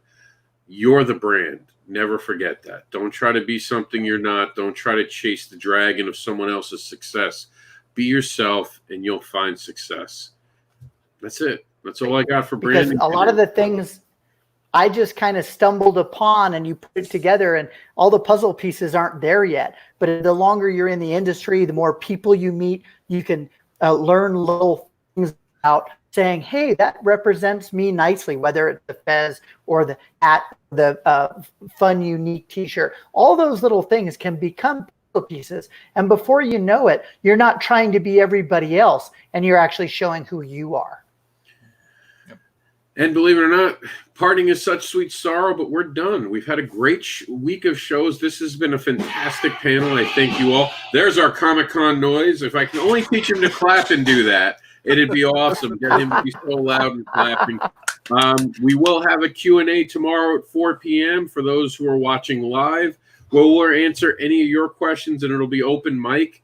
And we'll have great panels for you next week. Please make sure that you're backing Loco Hero. I want to see that do fantastic. If you would, please, every dollar counts on Cat Dad and Supermom. Even $1 just show support to everyone else. And I want to get 100 backers. So if everyone could just... If you have $1 that you're willing to invest in me, I'll even give you something for that $1. You're going to get a reward for $1. And Brian K. Morris, please subscribe to The Rising Tide. The Rising Tide is now part of the Advocating Network, which, there you go. Thank you. Which I'm going to slowly, we're all going to leave, and it's just going to get quiet. So I want you guys to see the Advocating Network. So Monty is out of here. Brian's out of here. And I'm out of here. Make sure you subscribe to the Advocating Network here on YouTube.